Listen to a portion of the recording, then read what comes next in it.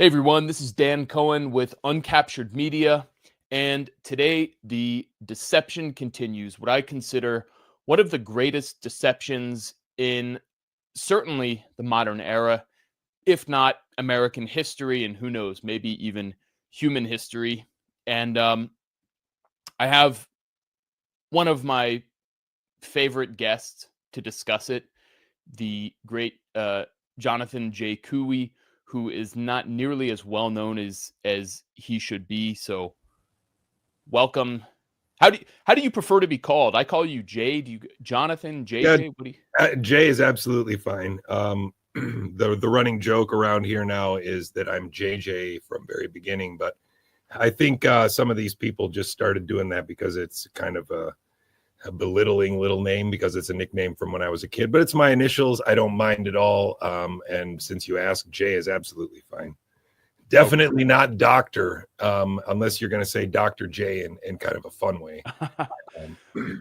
Well, I know you are a hooper, so Yeah, exactly. okay, so Jay, that's what I call you anyway. So all right, now it's official. So Jay Couey, thanks a lot for joining me.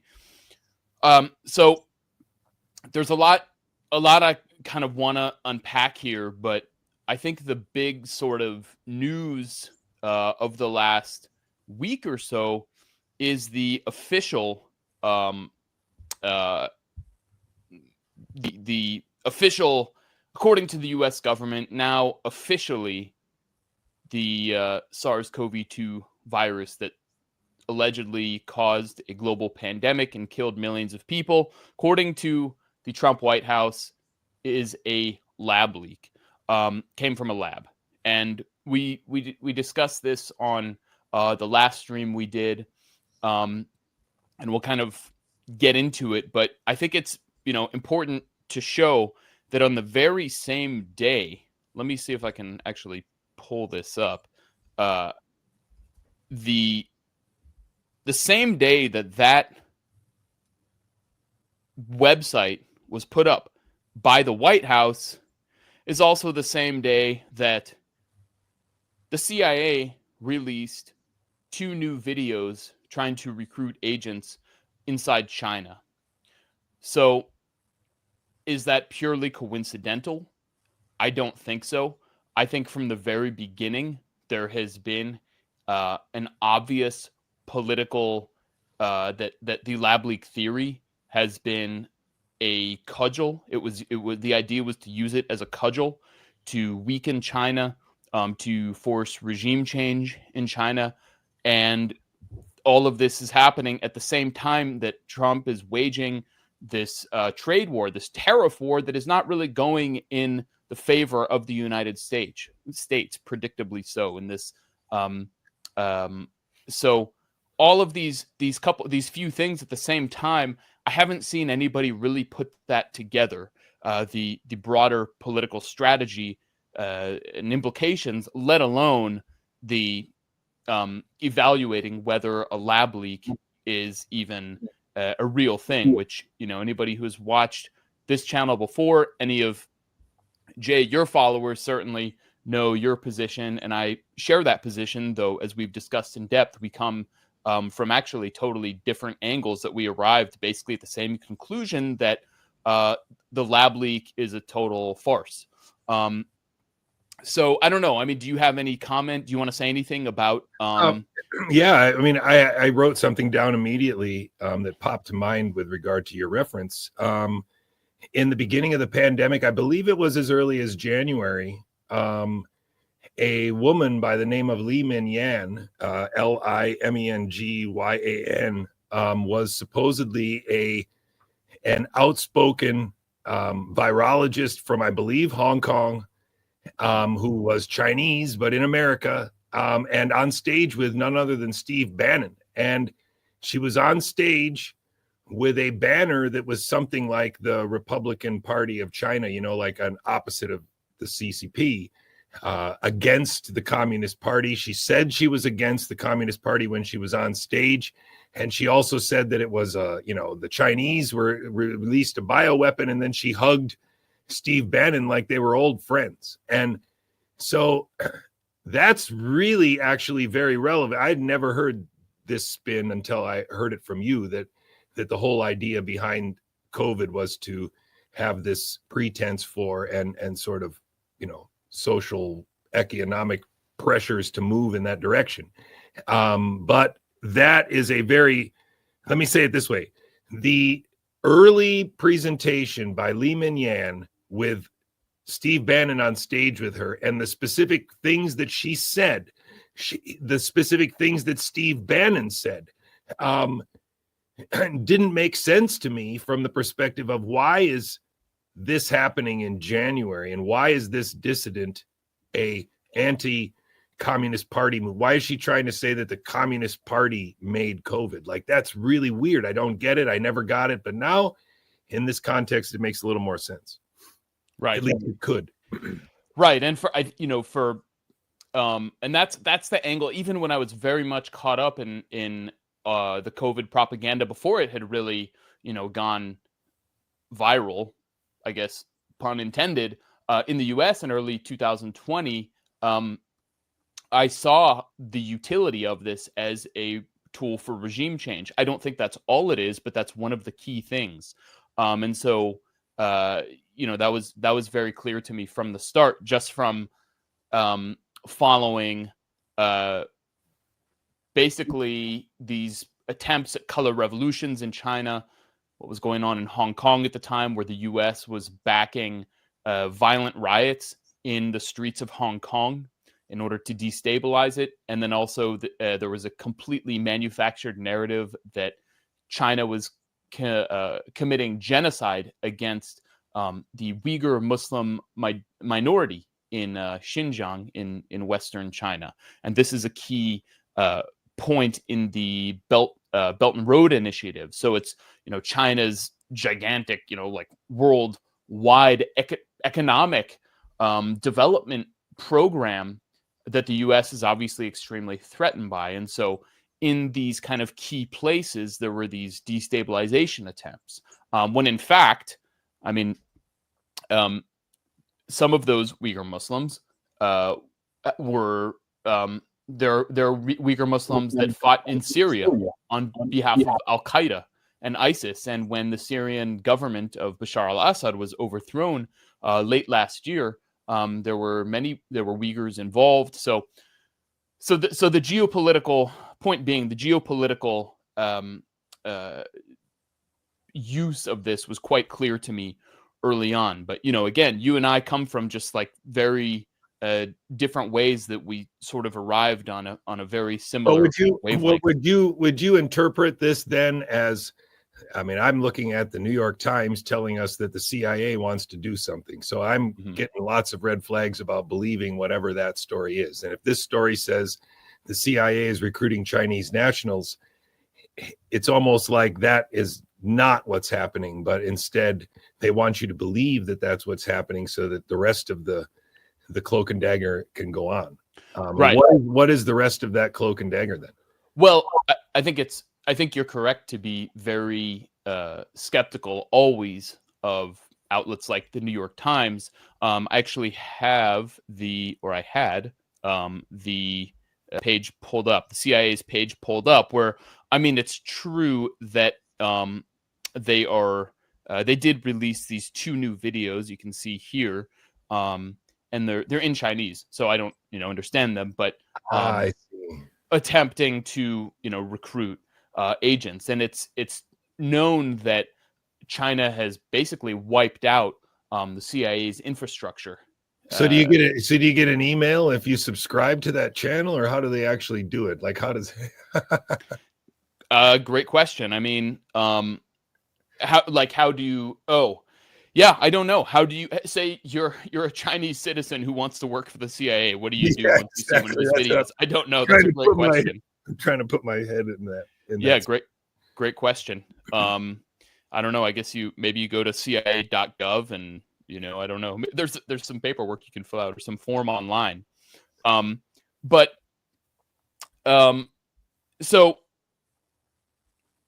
that was last week, right around the beginning of the month or the end of April. Then on Monday, May 5th, we saw President Trump sign an executive order. And that executive order, let me see if I can pull up the clip here. The significance is that executive order had the words gain of function in it.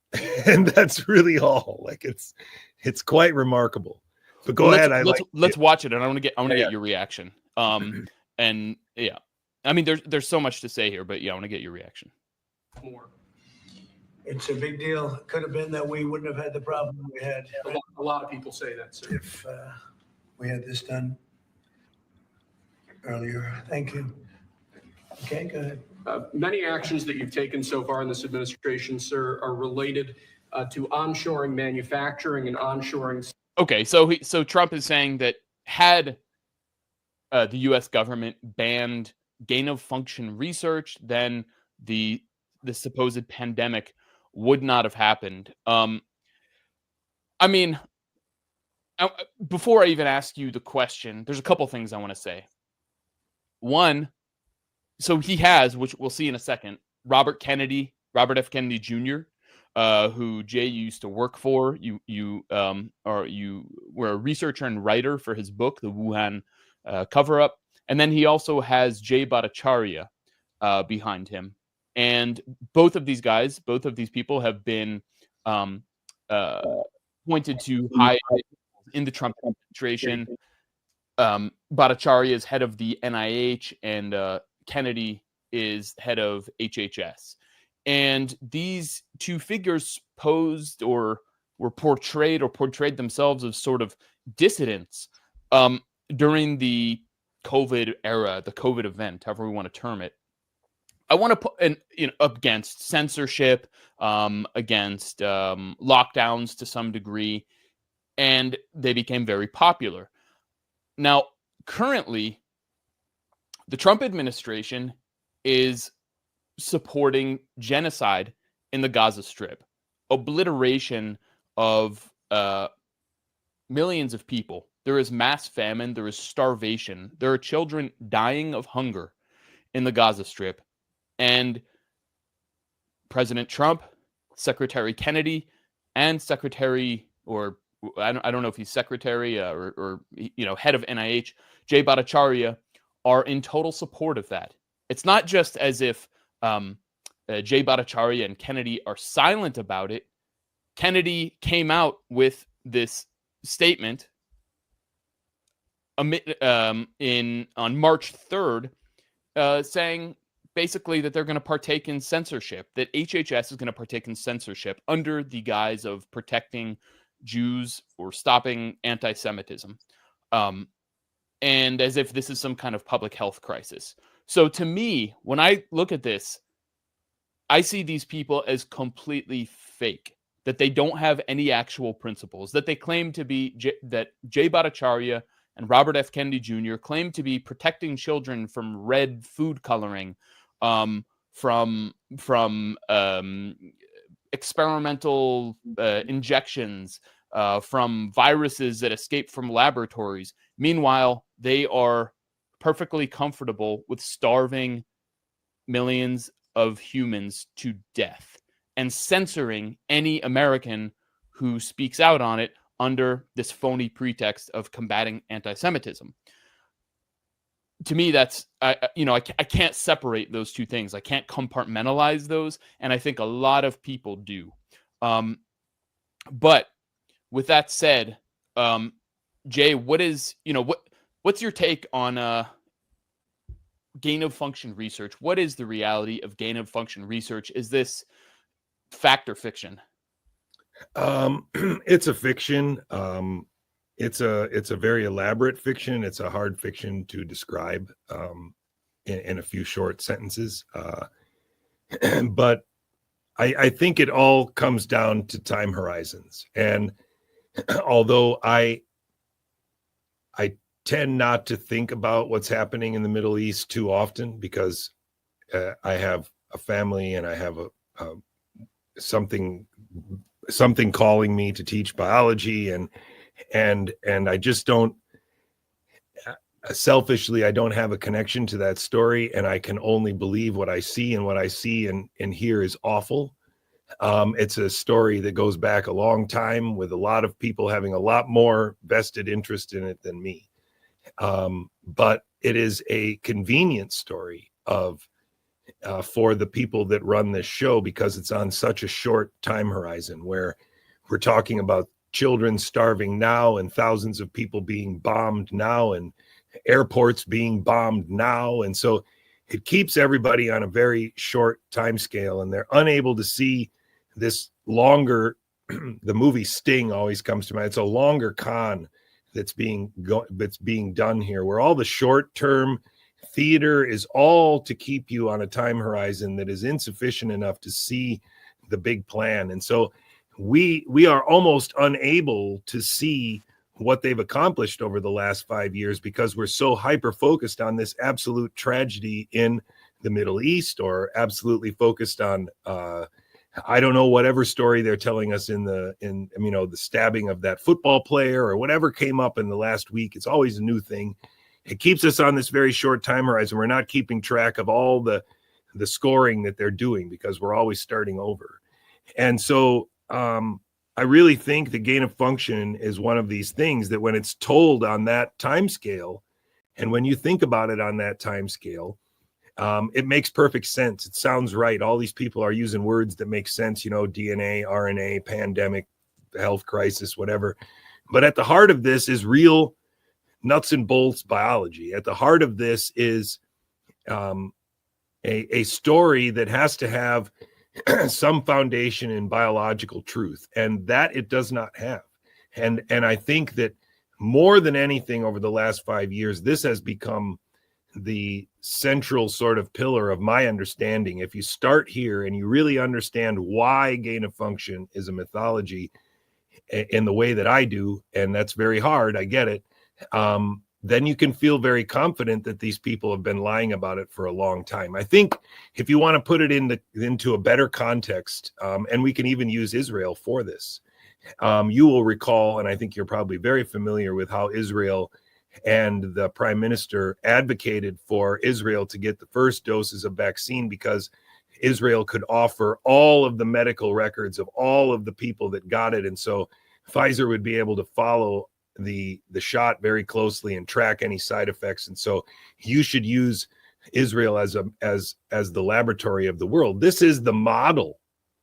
This is the model of what they want to do with the entire world, not just that was an example of how they did it in Israel, but there is a system in the UK which makes that not that far away. There are databases in, like the Epic database in America, that make that not very far away. We're building infrastructure like that in Texas to interface AI with medical records to make it not that far away, where pharmaceutical companies can pay to have access to medical records that they can use to probe, to hypothesize, and to, more importantly, harvest the value of that information to make products and to enslave our kids as experimental animals. Now, to go all the way back to your question, is gain of function a mythology or is it real? It is a mythology in the way that they want you to believe it. The gain of function in their mythology is that there are RNA sequences in the wild, and they're all over the place, and the vast majority of them are absolutely harmless. But if they change a few bases in one, it can be one that now can go all around the world, all by itself, from a mud puddle to all the lungs in America and all the lungs in the world and all the white-tailed deer and some of the zoo animals and wherever else they look for it. And this illusion is created by a mythology, and it's the mythology at the heart of it is molecular biology. It's a PCR reaction, and it's misuse.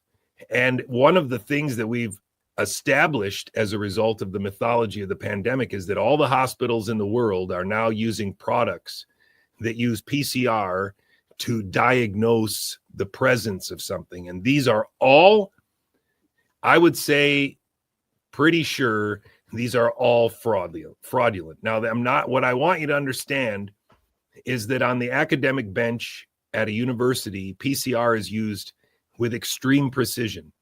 And with careful design and trial and error, you can make a PCR test that can test for the subunit of a nicotinic receptor in a particular neuron in the brain.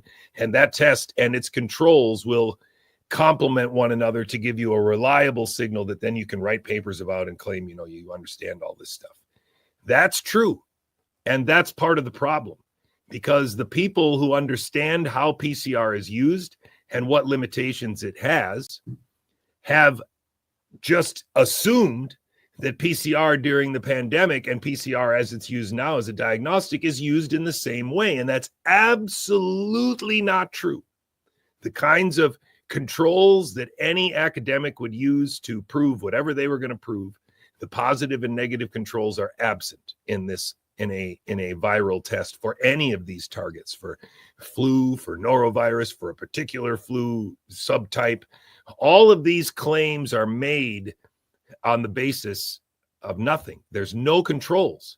So you are made to accept an application of PCR all around the world now as being a high fidelity measurement of a signal that would never pass the basic bar of what every academic biologist does, what every biologist that uses it in a manufacturing setting does, is optimizing the primers and rechecking and also sequencing all these steps that they would do. There's a list of them.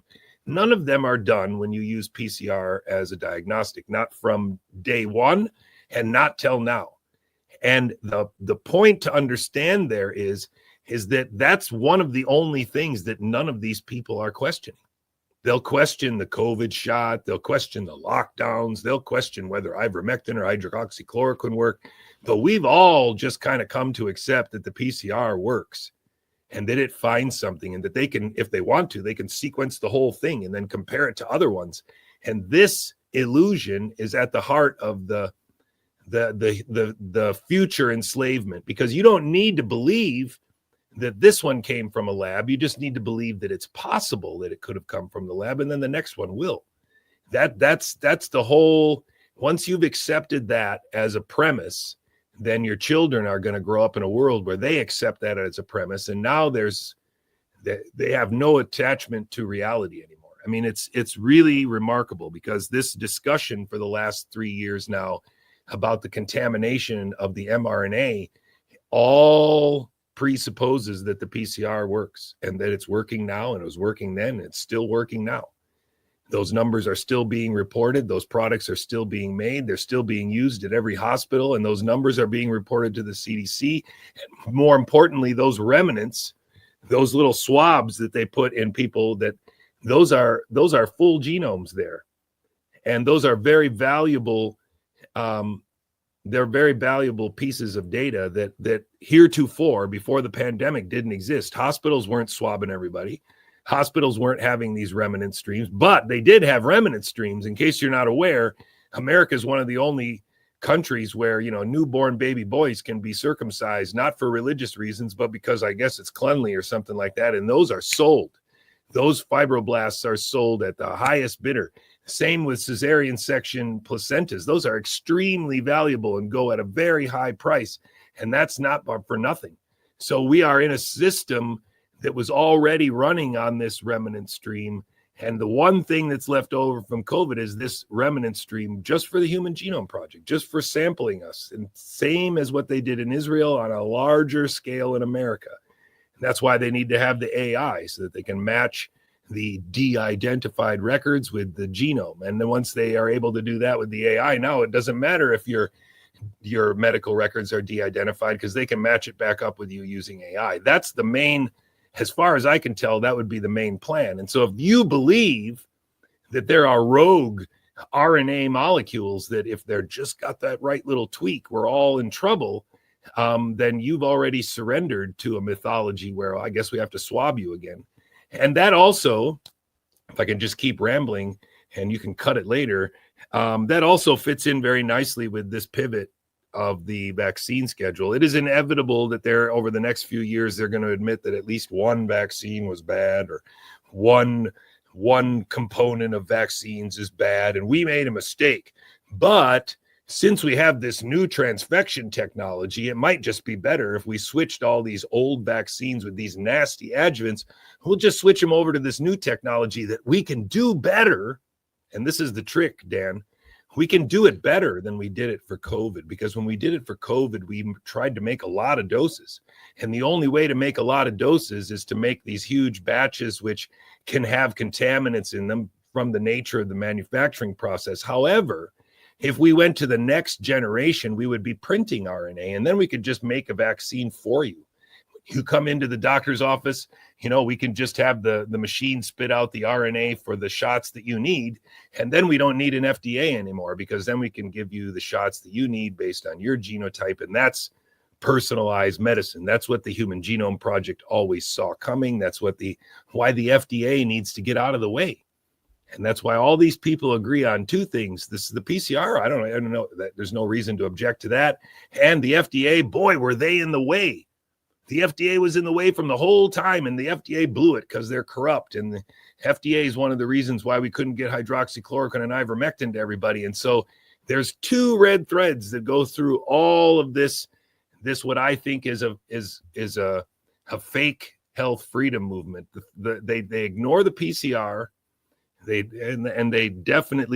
definitely are focused exclusively on this COVID vaccine, because it's going to be a bait and switch. They're going to admit the old vaccine or some old vaccine was bad. They have to change to the new ones, but they're going to make the new ones better than they did for COVID. That's absolutely the narrative that's coming. And gain of function is this thing that we can argue about that has nothing to do with getting out of their real trap. But that's actually the myth that makes intramuscular injections seem okay. It's so scary. So there's a lot to unpack in what you just said in the last few minutes. First of all, this, you can watch any number of podcasters or people who have bought into the sort of controlled opposition narrative that gain of function is this dangerous research that was going on in University of North Carolina, and then because of regulations here in the United States was shipped out overseas to do in China, and is apparently being done in Ukraine in these biolabs, and there's kind of what it feels like a dissident, a subversive narrative that we're opposing the military industrial complex, and we're opposing the Ukraine war, and we're opposing all this crazy medical experimentation that can create these different things. And I think if you asked your average podcaster who talks about this stuff, they'll tell you, well, gain of function is when they stitch viruses together and the Furge Cleavin site and these kinds of things. And, to me, there's a level of dishonesty to people who kind of, or maybe at best naivete, a lack of integrity sometimes with people who promote this without any hint of skepticism, because they nor I are really qualified. That we don't have. It's not even a matter of qualification or expertise, but rather I would say literacy to be able to evaluate those statements. Is it even possible to stitch parts of viruses together? Is that a real thing? How would any podcaster, YouTuber who doesn't have literacy in these subjects know that? And so I think through repetition, through this kind of two-sided this manufactured narrative, where you had, originally you had, of course, the natural origin narrative, and then which was made to feel like the establishment narrative, and then the lab leak narrative, which was dissident, which was subversive, and you weren't, you were racist if you thought about that. And it turns out it was slowly accepted. It's a lot of it is a matter of feeling, and people are not dealing with facts. is this even a real thing? Is this even possible? And so that becomes a way to push in, to ram through without any opposition this much broader and more what's the word I'm looking for, like a cynical agenda that people are not even aware of. I really like the term. I don't know if you're still using this a lot, but I heard on your streams, a year or two ago, governance by mythology, and what you talked about, detached from reality. Like, people are completely lost from what's actually going on. And this whole discussion of, suddenly Trump admits it's lab leak, as if that isn't what they wanted us to think. Has anyone ever considered that? Or, suddenly, they banned gain of function research, which I don't really quite know what that is, but I think I do. And they said it came from, a lab in Wuhan or a lab in North Carolina, whatever it is. It's just so dangerous to me.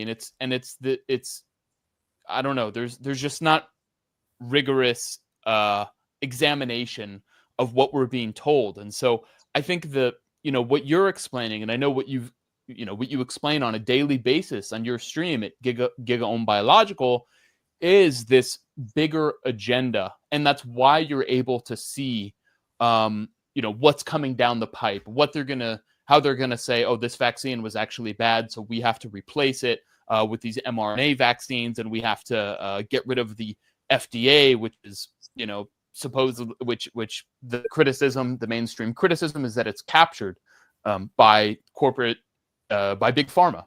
And this is a narrative that I feel like is easy for people to swallow. So honestly,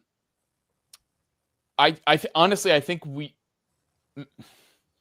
maybe we want to, I don't know. The bigger agenda is an important question. Maybe we can come back to that question. What I want to do is actually I want to show this clip of Robert F. Kennedy Jr. discussing his discussing his speech here. Good to have you all.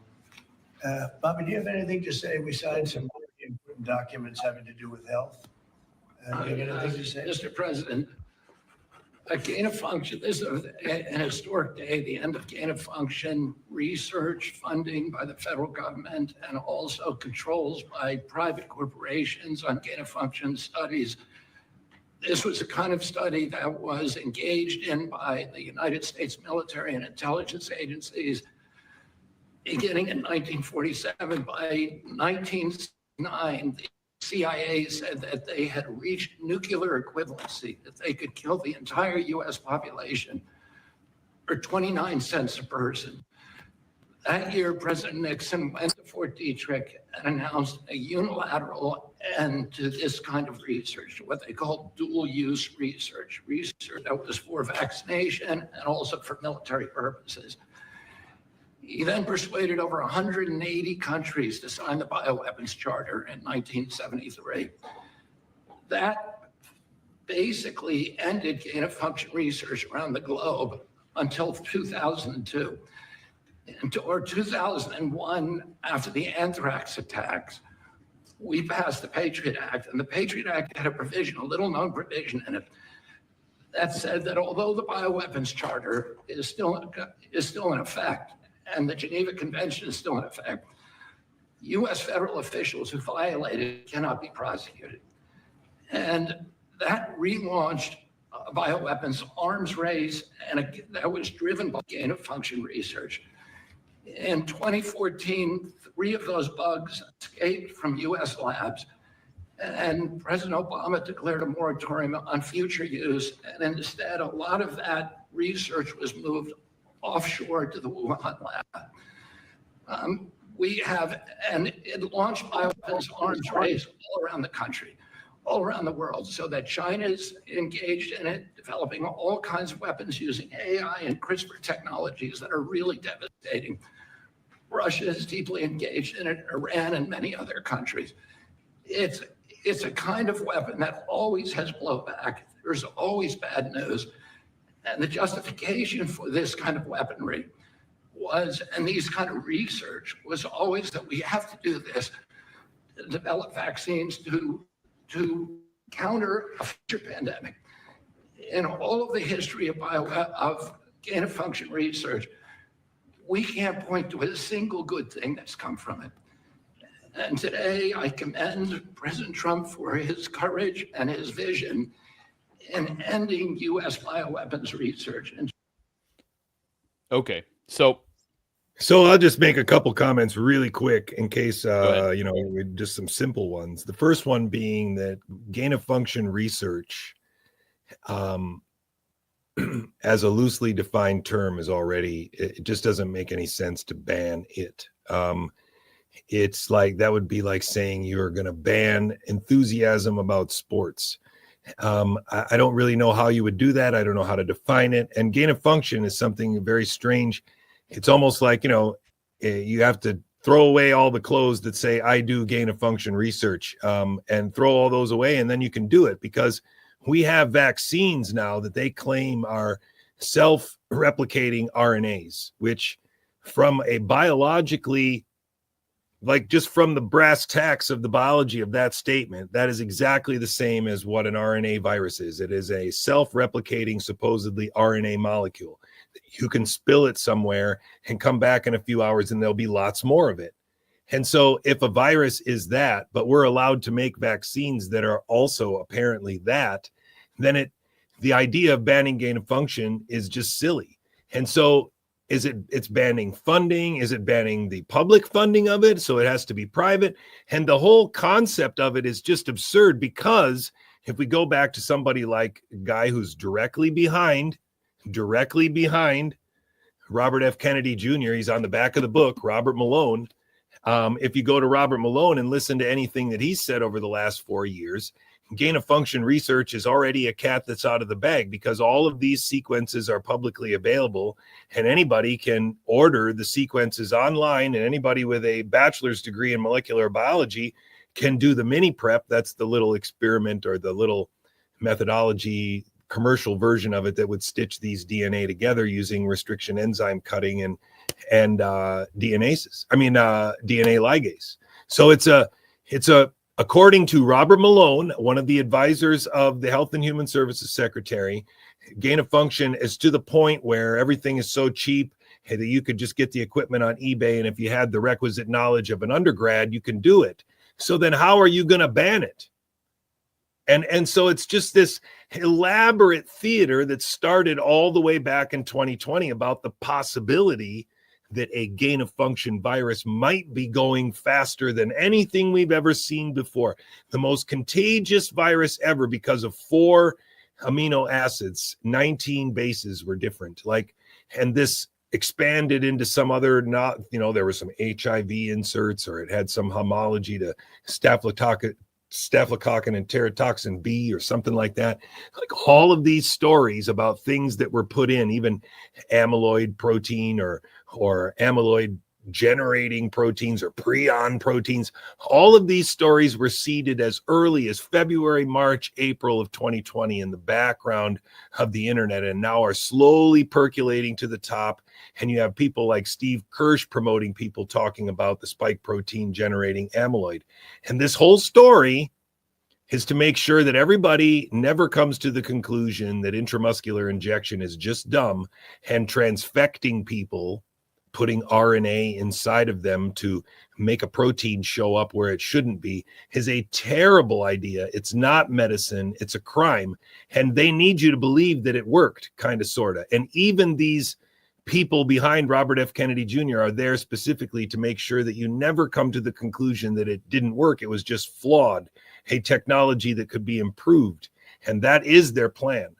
I left myself somewhere. I don't remember where I was, but it's a really important time right now to be able to understand how much of a theater this is. And I say that as somebody who, at some point while I was writing this book, I thought I was helping to save humanity. And then I got deeper and deeper into it, and it suddenly dawned on me that the biology that I understood And the biology that I'd come to be an expert in it was incongruent with this idea that you could make an RNA molecule with properties that would endow it with magical powers. Essentially, just it's there forever.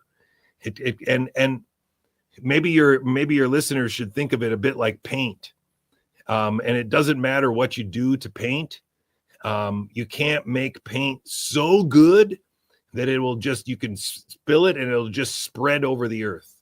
Like it's such a fine paint, and it's so easy to spread because we altered it so chemically that if we spill just a little bit over here, it's enough. It's just every house is pink.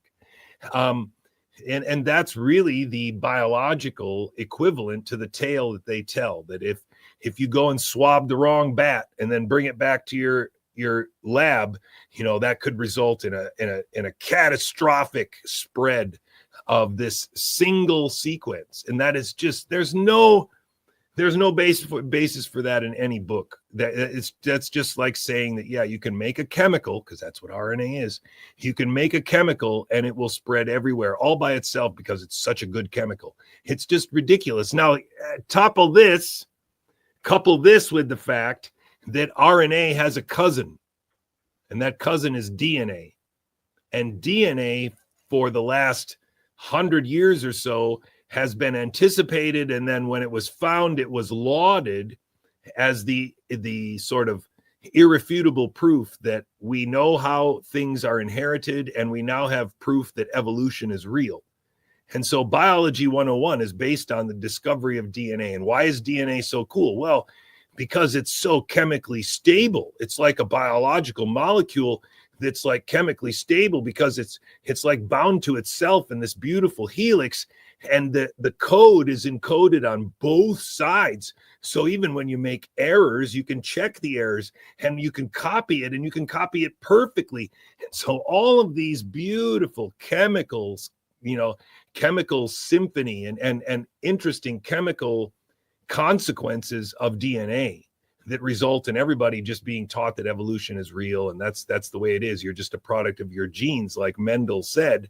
This is all based on the chemical properties of DNA being almost magical. The double helix is beautiful. The way that the code is in duplicate and mirror image means that you can make copies at very high fidelity, even to billions of bases. Well, guess what? RNA has none of this. And yet it has been given the same properties essentially in this story, because you don't need very much of it, and it can go all over. It's still going all over, and only because they put the right pieces together. And they've never told us this story about DNA ever, even though DNA is the molecule that has all these special properties that make evolution possible, not RNA. But RNA is evolving. The Human Genome Project former research and development director, Kevin McKernan, is telling us that, there's 20 million sequences of coronavirus that says it's evolving. It's just evolving, even though RNA has none of the magical properties that DNA does. And supposedly DNA is how we evolved. So this is the 30,000 foot picture of that biology. And this gain of function all takes place with RNA. That's just ridiculous. What I should have pointed out, I said this in the last interview we did, but I think it's, before I asked you to comment on Secretary Kennedy's speech there, my listeners, viewers should know that that his book, The Wuhan Cover-Up, which here you see, which was released in December 2023, that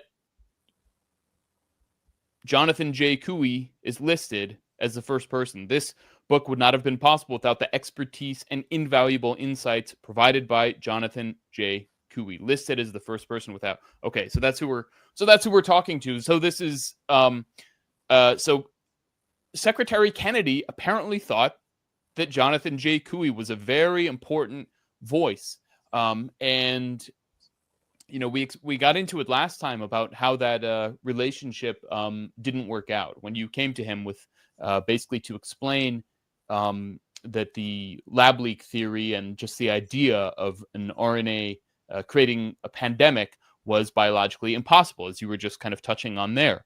But I want people to understand who we're talking to here. Okay, so I want to show also, I know you've had interactions with Jay Bhattacharya, who is now the head of the NIH. Jay Bhattacharya, first, he was a professor, an epidemiologist, I believe, at Stanford University, and he really became really a health economist. I mean, he says epidemiologist, Okay. but really it's like health economist. It's interesting. Okay, so he became famous for being one of the main figures behind the Great Barrington Declaration, which came out in, I think, October of 2020. And the idea was that broad lockdowns should not have been imposed, but rather targeted lockdowns, what they called focus protection, should have been the policy to stop this supposed spread and of this virus and the pandemic. And the idea was that the elderly, the immunocompromised, should be locked away from society while the rest of healthy, normal life goes on and achieves herd immunity. That was the idea. And so it was still pro-lockdown, but it was and isolating grandma so they could basically rot her mind, and as they did to my grandmother in Pittsburgh, which we've talked about on the last stream, how they basically cut off the end of her life by isolating her. Jay Bhattacharya was totally in favor of doing that, but he thought the Great Barrington Declaration should only be applied to, again, elderly, infirm, immunocompromised, what they called the vulnerable. So now Jay Bhattacharya is the head of the NIH, and here is his speech, his remarks when Trump signed this executive order. Did he have remarks too? Oh my gosh, I missed those. Okay, go ahead. Oh yeah, here you go. I can't wait. Talk a little bit about. Yeah, Jay, please. Pause it for a second. You should pay close attention. He gets caught so often. It's so weird. He gets caught so often in interviews reaching for a handshake that never comes. Did he just do that? Yeah, that was really funny. Let's watch the He instant probably replay. was going to shake his hand, but he didn't. Okay. U.S. bioweapons research. And Jay, I'd love you to talk a little bit about it. Yeah, Jay, please. Sure. This is a historic day. The conduct of this dangerous gain-of-function research, which aims at taking pathogens and making them more virulent, more transmissible in humans, many scientists believe is responsible for the COVID pandemic. I'm just going to pause. Many scientists believe, again, they will never say it absolutely is or we can prove it is. They will say we really think. A lot of scientists think it is. Okay, I'm going to continue. Go, I'll play. The conduct of this research does not protect us against pandemics, as some people might say. It doesn't protect us against other nations. What it does is there's always a danger that in doing this research, it might leak out just by accident even, and cause a pandemic. Any nation that engages in this research endangers their own population as well. Okay, as pause the it. world. This is really important because, the story that there's now ramping up around the world, including not just in China, but also in the UK and in the rest of Europe, is that America is ultimately responsible and that it came out of Fort Detrick. So he's saying now that any country that does it, and any country should be. And so he's setting up America to be blamed. He's setting up for a consensus around the world that actually it wasn't the Chinese at all. Because even if the Chinese did it, it wasn't their fault because America made them do it. And so this is coming. And I think that is one of the main, I've been saying it for a couple of years, 3 years. It's the controlled demolition of America. And they're all in on it. It's scary to me because this is really exactly what I would have expected him to say if he was going to set up this narrative where, oh, I guess it was us. Even though he's first, of course, going to go on Fox News and tell conservative America it was definitely China. But in a year, it could definitely be America, and it wouldn't surprise me at all if these two guys are the ones who say it. Even Trump could say it.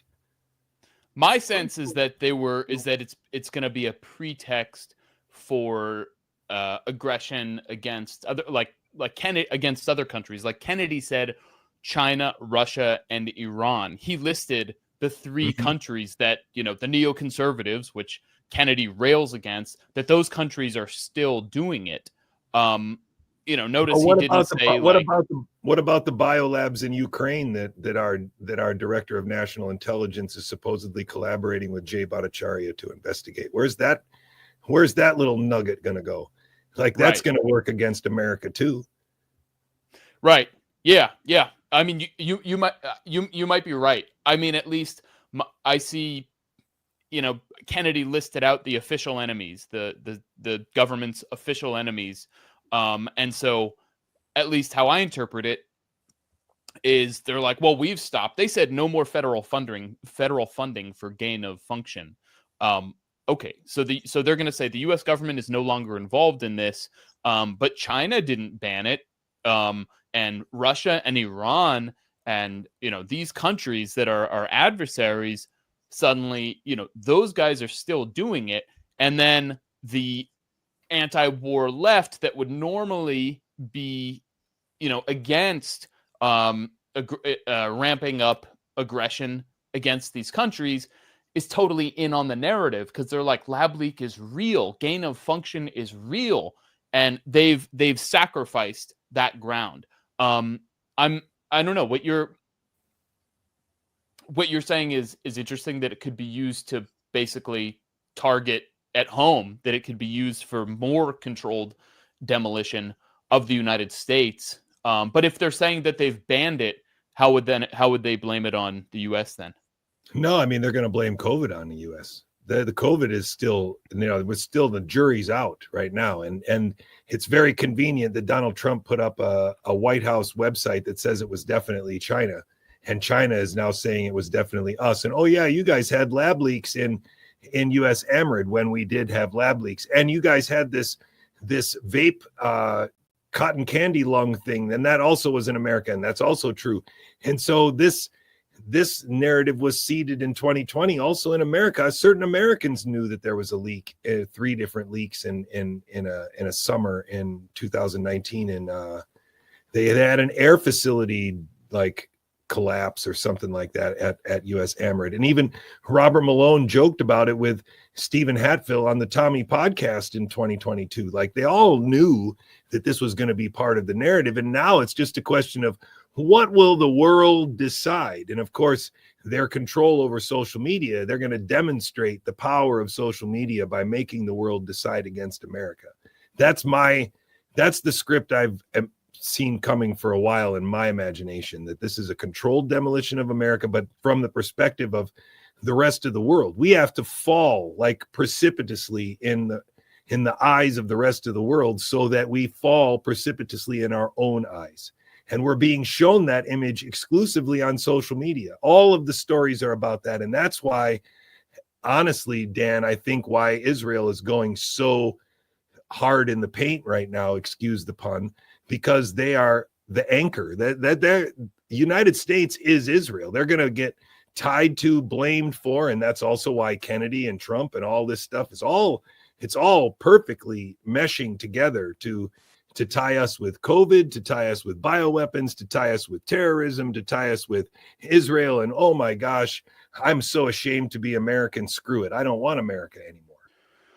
Well, to your point, I want to come back to the Bhattacharya statement. That's why I have this jacket on, Team USA and USA basketball, because I don't want that. I want Americans to realize that we can together reject this. Both sides need to awaken that this is an elaborate theater. Unfortunately, yes, the conservative side of America right now has fallen for the worst part of the theater, but the theater on the other side is no less bad. They just are. It's awful where we are. Right. And I will say on the anti-imperialist left, there is a sort of a broad and not and this is not everyone, but there are many people who think that America is irredeemably evil and a settler country that is just has to be done away with, and all of the land has to be given back to the natives and all this stuff. And this is just like basically, as I see, grad school nonsense. This is in Canada, in Canada, they start like speeches like that. Dan, Right. I'm joining you from Pittsburgh, Pennsylvania, which is actually I'm standing on the ground. It used to belong to somebody else, and so I want to say sorry for that before I talk to you. It's like holy right. cow. People say Turtle Island.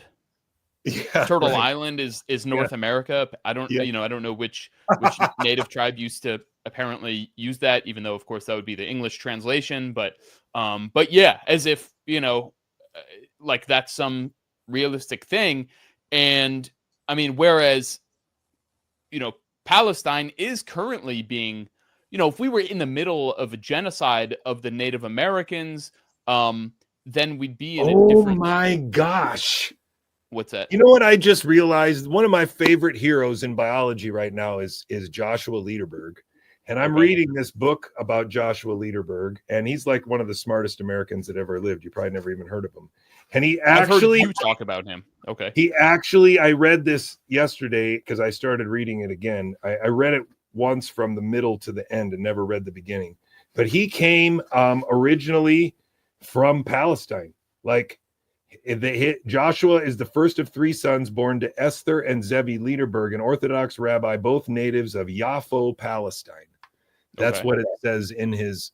I mean, so it's just kind of remarkable that the guy that I think understood the biology as I understood it and tried desperately to not help the American government go in the direction that they went. That's one of the reasons why Joshua Lederberg, despite being part of the 9/11 Commission and all these other very important jobs, and a Nobel Prize winner at 30, nobody ever talks about him. He's like one of the most amazing Americans in recent history that was actually alive when we were alive, and nobody talks about him. And the main reason is because his biology is part of the biology that helped me dispel this pandemic narrative.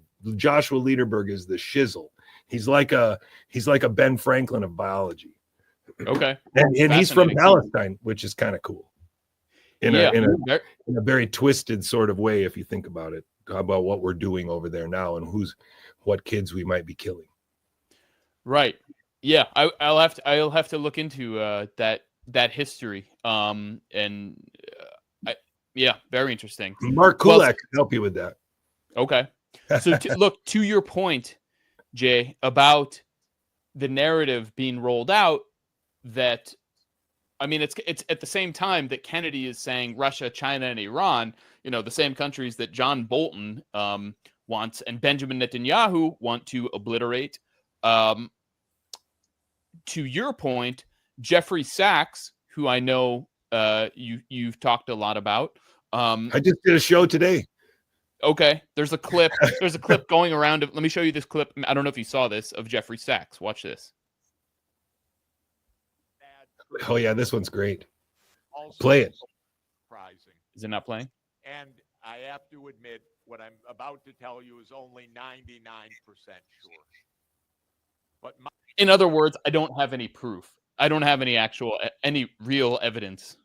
Sorry. My view, based on very extensive work over the last 4.5 years, is that COVID came from the University of North Carolina, which is the leading researcher on beta coronaviruses, working with the U.S. government on a set of grant proposals that identified putting in the viral change that created SARS-CoV-2.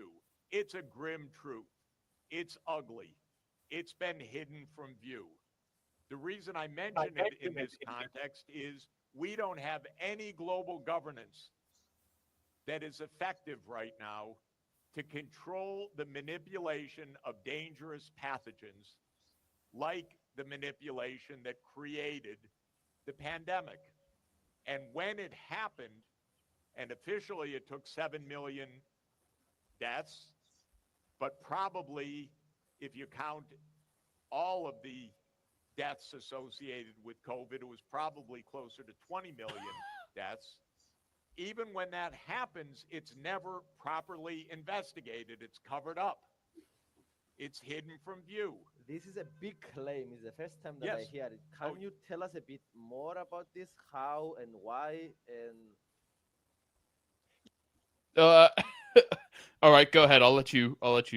Well, I mean, this is the heart of it, right? And so I think the best way that I can illustrate that this is a lie is that the former Human Genome Project Research and Development Director, Kevin McKernan, who has been on a Children's Health Defense podcast a few times, spoke in front of the Senate, in front of Senator Ron Johnson, associated with Robert Malone and a lot of these other people that are all behind Robert F. Kennedy Jr.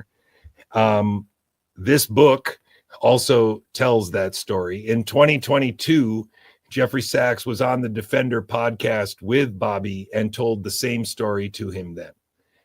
This narrative has been seeded from the very beginning, with the idea of Robert F. Kennedy Jr. being as close to the White House, if not in it, to reveal this truth to the world and to being the sort of starting point of the controlled demolition of America. I'm absolutely sure of it. And this Jeffrey Sachs guy was on a Charlie Rose broadcast in 2007 with Peter Hotez talking about the need for public health and the spreading of disease and the need for widespread vaccination and a lot of other things that, of course, in 2007 didn't make much sense to us, but now make perfect sense, that they had all along had been seeding this narrative that intramuscular injection is great. It's a great way to deliver medicine, and we save a lot of people in the third world by doing it. We just swoop in with airplanes full of needles and everybody's fine. And this is a disaster. It really is. It's a disaster because the bottom line is the U.S. vaccine schedule has been a criminal enterprise since the early 80s. It's always been an illusion. I can say about Peter Hotez, who is kind of seen as a villain now among the sort of controlled opposition. I don't know if we can call them that. The COVID dissent, controlled opposition, this controlled dissident movement, rather. He's seen as sort of a villain because, well, in part because of my work. If about a year and a half ago or so, I did a 2-part investigation for Redacted, where I showed his entire career has been funded by Pfizer and Big Pharma, and he was basically he got to start in the Rockefeller Foundation, and he took up this Rockefeller project of treating what he called neglected tropical diseases. And he'd basically just, go to third world countries wherever he could and try to develop drugs for maladies that were basically a result of lack of sanitation and lack of clean water and these kinds of things. But instead of, addressing these issues, he would get huge amounts of Gates money, Bill Gates, Rockefeller, and eventually U.S. government money to develop drugs. So, and he even did this in coordination with the U.S. military when there was this supposed Ebola outbreak in West Africa in 2015 or so under the Obama administration, and he basically praised the Obama administration for sending the military to conduct these medical experiments, and this is all in my piece. And then during the COVID era, it became kind of a joke where, I put this together where I showed Peter Hotez first saying that these COVID vaccines are dangerous, and then saying that you have to take 2, and then you should take 3 and get another booster and another booster. And then he just said, just keep getting boosters. So, I mean, it was just absurd watching the guy just lie and lie and lie and lie. And what you're saying is almost 20 years ago, this guy, Peter Hotez, who's just known as a clown among the COVID, the controlled dissident movement, was working closely with Jeffrey Sachs, who is now seen as some kind of prophet who's revealing these huge truths. It's incredible. Yeah, and not only that, but Peter Hotez's most frequent co-author is Sonia Sachs, the wife of Jeffrey Sachs, and she runs like sustainable development and stuff like that. So she's also at Columbia, and so his most frequent co-author is his wife, which is, it's not. These are not coincidences. These are people that have been in place for a long time pushing this narrative.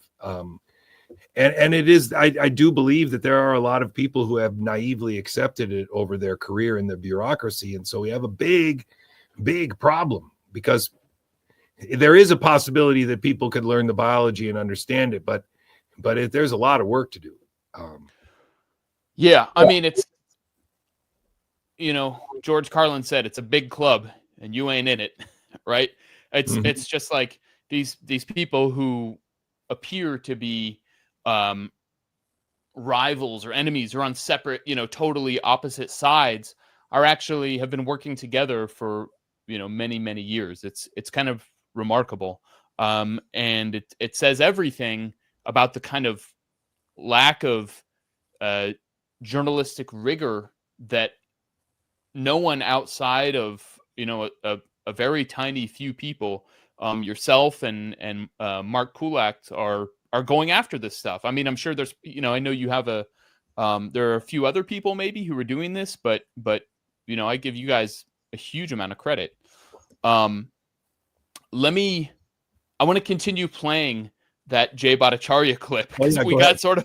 Go ahead. And I want to get, okay.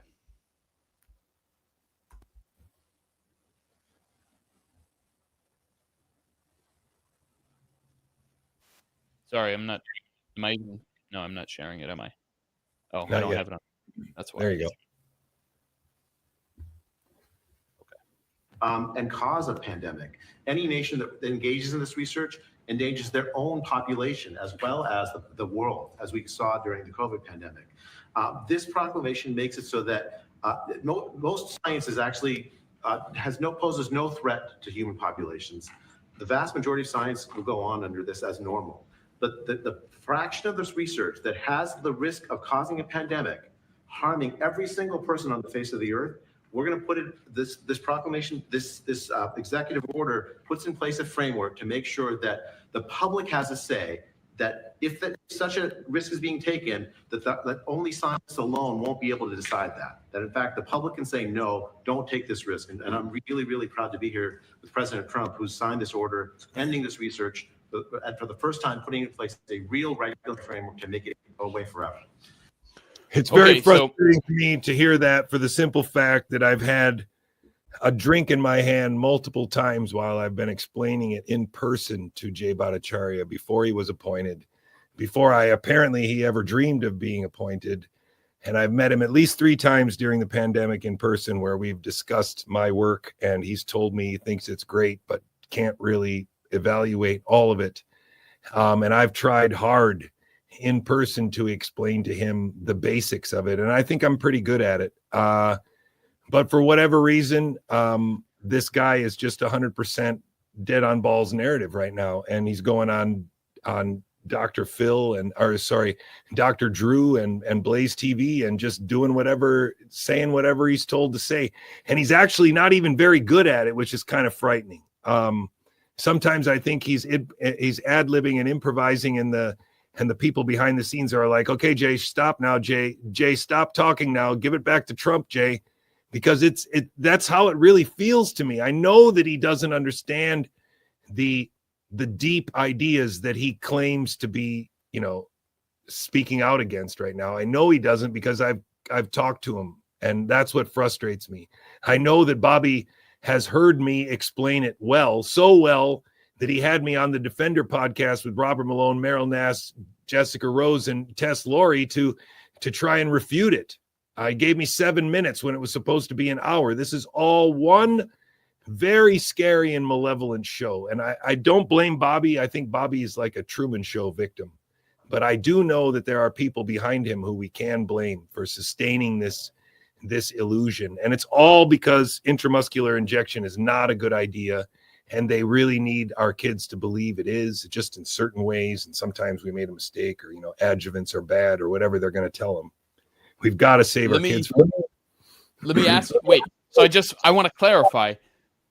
You've sat with Jay Bhattacharya, who is now the director of the National Institute of Health, and explained to him your position that there was no pandemic, that it's biologically impossible, that the mRNA so-called vaccines are actually something called transfection, which should not be used on humans.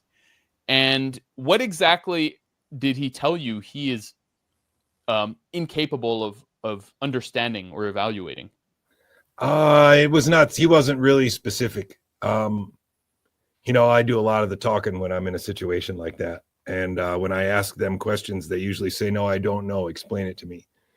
And so sometimes, I got to say, I don't know if I met Jay Bhattacharya because they thought they needed him to hear me before he could do this job, or they needed him to find out what my explanation would be and then report back to them. Or, a lot of the times I feel like, I don't feel like that with you, but I felt like that with some interviews where people are really just, they want me to talk and they want to ask all these questions, but then they're not going to really release the interview anywhere, or they're not going to promote it because they're just going to send it on to these people who I think are, I know this sounds extremely egoistic, but I don't think there are very many people that made it as far as I made it, where first I was at a university medical school as a faculty member, and I got fired because I spoke out because I thought it was a lab leak. And then I had enough integrity to keep learning biology until I convinced myself that a lab leak wasn't possible.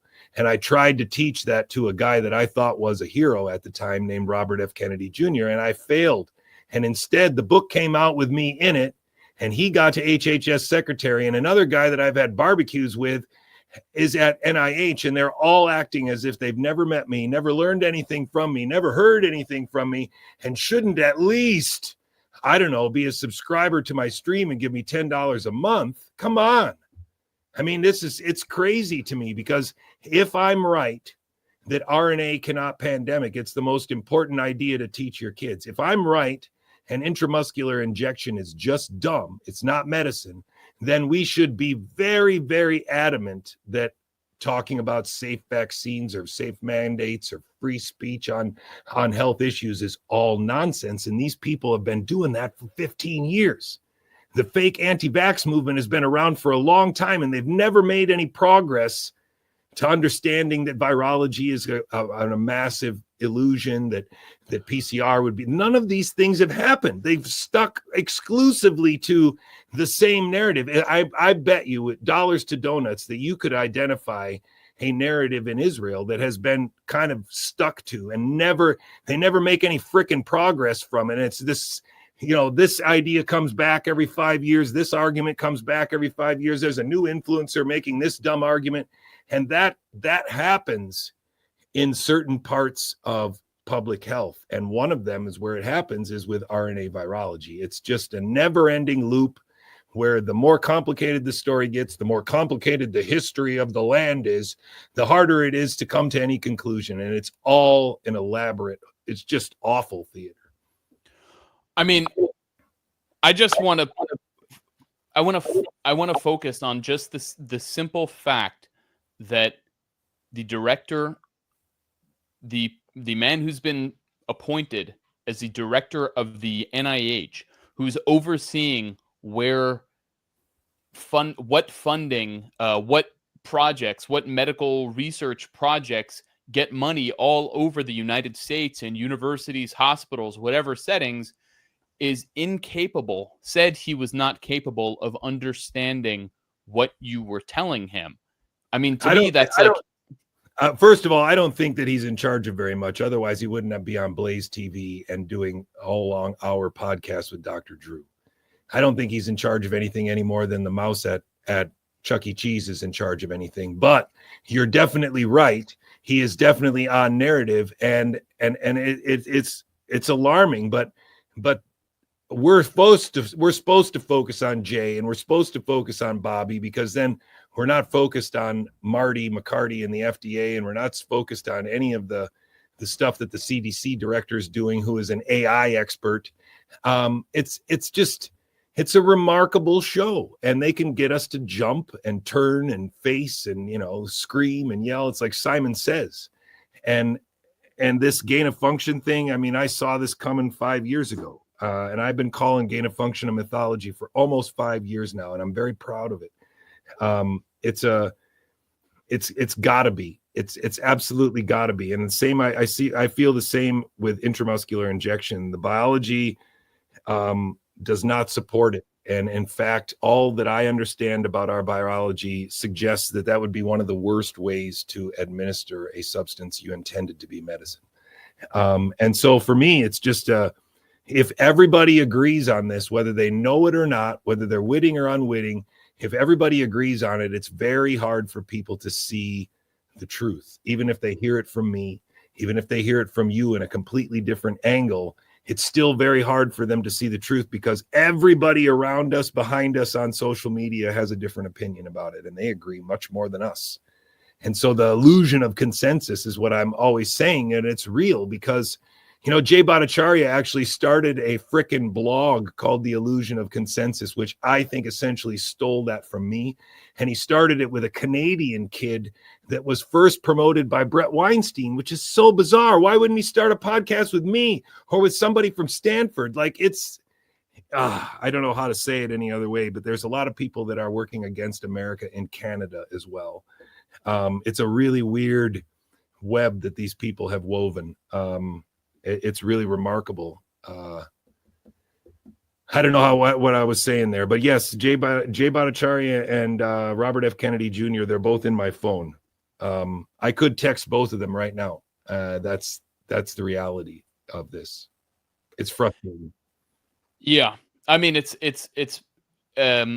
so remarkable to me that, I mean, it's, I think the Chuck E. Cheese comparison analogy is not only hilarious, but pretty spot on. And it's not even trying to be insulting. It's just like, this guy is up there, obviously has been put in place, obviously does not have the expertise or literacy to be able to understand these issues at the highest level, at the requisite level, at the necessary level to be able to serve the American people, not to do the job he's appointed to, but to do the job that he should do. And, you're kind of living proof of that, which is, one of the reasons I like talking to you and interviewing you so much, Jay. I feel a little bit like I'm the guy who's seen the UFO. So, it's like I'm a bit of a carnival attraction, but that's okay. I'm better than nothing at this stage. So if it gets the word out a little bit, it gets a few more followers, that would be great. Well, I mean, I'd like to, you deserve more credit than that, than a carnival attraction. I mean, like I said in the last stream, when I, basically through my research, just looking at how the lab leak versus natural origin narrative had been shaped by the national security state. And again, I think, I showed this on the last stream, but this is such a perfect example. I mean, and this is one tiny aspect of it. COVIDCon. This is from the Oslo Freedom Forum, which is it's like the Lollapalooza or it's like the Woodstock of regime change agents every year that they do. And they said, and here we go. It's, the Chinese government, the CCP, the Chinese Communist Party, is behind this. Here you see the PLA, the People's Liberation Army officer with a virus as a head. Do you know how who, tyranny do you know who, sparks. do you know who Michael Sanger is? Michael Sanger had a book all about the Yes. Chinese did it. So Michael Yes. Sanger is also a guy who doesn't really promote me, even though he promoted me when I said it was probably a lab leak. And then as soon as I decided it wasn't a lab leak, now I'm not promoted anymore, and I'm not used to talk. He's an interesting character. I don't think he's a straight shooter, but it's all good. Yeah, well, I mean, it's there are so many of these figures. That's one of the things I noticed, is that there are so many anti-China hawks that were so heavily that promoted the lab leak narrative so heavily, especially early on, before it kind of became the mainstream narrative. But for anybody, any like anti-imperialist who actually followed these kinds of things, this is just the most in-your-face, blatant, obvious example. And this has been removed. This is on the Wayback Machine. This is no longer visible to, you can't find this elsewhere. So it just shows. I mean, okay, these are Gary Kasparov. That's hilarious. Exactly. These are a who's who of the regime change agents that are on the payroll of the U.S. government, that are funded by the National Endowment for Democracy, which is funded by the U.S. Congress. Anne Applebaum, who is a British spy. Yeah, she was caught. Okay, she's a British spy. I mean, there are so many of them. Joshua Wong, who glowingly talked about burning people alive in Hong Kong. I mean, there's so many. Yep. So that is where this really started. And where do we put Jeffrey Sachs? Because I kind of see him as a very pro-China guy. He doesn't fit with regime change, or can he just slide in there when he needs to? I guess he could slide in there. It's fun. Sachs is an interesting character. I mean, I haven't examined him closely, but he seems to me, I mean, okay, what I know about Jeffrey Sachs is he came from, he was involved with after the collapse, with what they call shock therapy, neoliberal reforms in the collapse of the Soviet Union. So basically when these gigantic state-owned industries were privatized. And so basically what kept the population alive, the industries that kept the population alive and thriving, were suddenly privatized, and shock therapy was basically cutting, it drastically reduced income and quality of life, and people starved in the after the collapse. And he was one of the engineers of this. As I understand it, he has said he wasn't directly involved in this, but that's something I have to examine. He's also the most frequent speaker at the Vatican from America. Yeah. Okay. Another interesting angle. I think there's, he's been, at least publicly, he's become sort of a, I would say, in the last few years, of course, he's become very, very well known for promoting lab leak theory, which is total nonsense, as you and I have talked about extensively. He was on the Lancet Commission. I have no idea what qualifications. I guess he's an economist by training. It's so bizarre that you're saying this. So today, my show was the Defender podcast, where Jeffrey Sachs explains his role on the Lancet Commission to Bobby Kennedy in 2022, and talks about the fear and cleavage site, and about how he used to think it was natural, but because Daszak lied to him so much, I think it's a lab leak. It was remarkable, dude. If you listen to it, he's laughing half the time talking about the 20 million people that were killed by a lab leak. It's so scary. And in the context of today, this video will floor you. I mean, really, it'll floor you. Okay, I'll have to check that out. But I mean, the other, in the last few years of the Russia-Ukraine war, he's become a big kind of critic of U.S. involvement with Ukraine, which to me, he's kind of like the enlightened imperialist, where he sees the Ukraine war is not achieving what the U.S. wanted it to do, which was regime change in Russia, to overthrow the Russian government. Now it's okay, let's move on to the next thing, which is, now we're in this big competition with China. And so, that's very useful. Lab leak is, of course, very useful for that. So, I mean, I haven't done like a deep dive on Sachs, but it's a big question. And one more thing I want to... Sachs going and what you just showed him, saying that it came from North Carolina is not the most... It's not the most subtle signal, though. Right. I mean, right. Well, let me show kind of one more sort of angle of how this all ties back together. Okay, so the Trump administration, the White House's Lab Leak website, their whole thing is the proximal origin of SARS-CoV-2 publication. Okay, that was the paper that Fauci and a few others promoted to say that COVID originated from nature, right? That's right.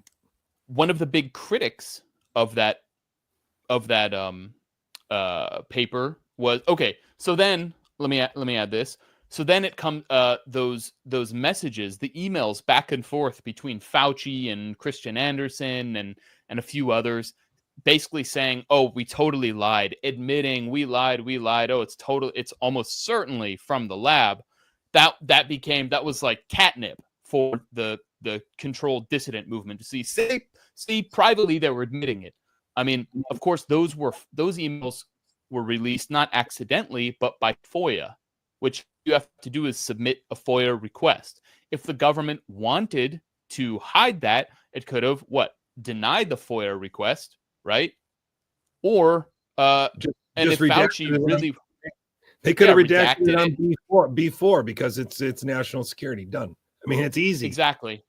Exactly, which happens all the time with actually sensitive material that the government does not want people to see, or they would have used some other means of communication than something that anybody could get via FOIA. So that suggests to me that they actually wanted people to see this. The messaging. It suggests that high-level people with clearance don't understand what email is. It's just absurd. It's like I'm just a father of 3, and I know that you don't put certain things in an email and hit send unless you know exactly who you're sending it to, because they could, it's a legal document essentially. Like, it's so absurd. It can be used in a court of law. It's got a timestamp. It's all bad news if you're not using it thoughtfully. So it's just absurd. I'm sorry, but I didn't know it either. In the first year, I fell for it hook, line, and sinker. I thought I was sacrificing my job at the University of Pittsburgh School of Medicine to announce a lab leak that no one else would admit. That's actually what I thought I was doing. Well, what I'm saying is they laid on the emails that came out. They laid it on so hard that why would they put this paper out saying that it came from nature, and then privately they're saying, oh, it definitely did not come from nature. And these are messages that are going to be anybody can access, anybody can who just submits a FOIA request can get. When it's so damning, it's something that you would want to keep in some kind of non-traceable, something you'd want to say over a drink in a bar. It's that kind of thing. So to me, it suggests that those were basically planted rather than some kind of organic thing. Now, so Trump, and this is like catnip for these people. So Trump's website, the White House's website, refers to this publication, the Proximal Origin paper, and who is when those messages come out by FOIA. Here we go. Here's the article from one Ian Burrell, who's British, and there's so much British meddling in in American politics. The secret messages behind the lab leak cover-up. Beijing was helped by a cabal of conspiring scientists. Okay, where else are we going to see this guy, Ian Burrell? Let's go back here. Hey, look, there he is on the COVID con, the regime change, the Woodstock of regime change. He appeared there. So he has, a hard regime change ideology. So you see the kind of the spooky networks of shady characters, many of which, as you rightfully pointed out many times, are not American, are from foreign countries, in particular ones that have a long history of meddling in American politics and political processes. So this is just a perfect example. And I talked about Ian Burrell in the previous stream that we did, but and I have more on him. Another perfect example of this that I think your viewers are probably not aware of is that Robert F. Kennedy Jr. and Children's Health Defense have at their foundation or their heart two British people. One is Andrew Wakefield, who lives in Austin, Texas, and Polly Tommy, who also lives in Austin, Texas. And these two basically did a anti-vax election campaign in the UK in the late 90s, early 2000s that included Polly Tommy being on 90 billboards saying that autism was worth 6 million votes. Now, they moved to America and made the movie Vaxxed in 2016 and established the group ICANN on the same day. And then a couple years later, the World Mercury Project changed its name to Children's Health Defense with Robert F. Kennedy at the head. And behind all of these people is this story of Andrew Wakefield being a doctor who lost his license in the UK and had to flee for safety and brought Polly Tommy with her.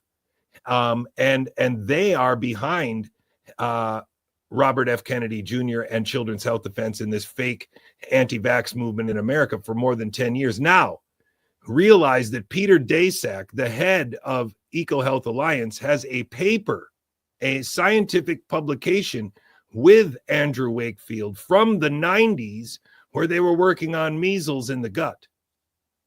How is that possible that the guy who moved to America to start the gain of function story moved to America at the same time that the guy who moved here to start the fake health freedom movement? And they're now at the heart of, be right behind Robert F. Kennedy Jr. and right behind the lab leak narrative. They're both center stage, both British guys. How is that even possible? He spoke, all of those British people have spoken in front of our Senate. That's one of the things that he did when he first came over, is he had to get in front of the Senate and say it's the part of the MMR or something like that. It's remarkable how these people are connected and for how long they're connected. But Daszak and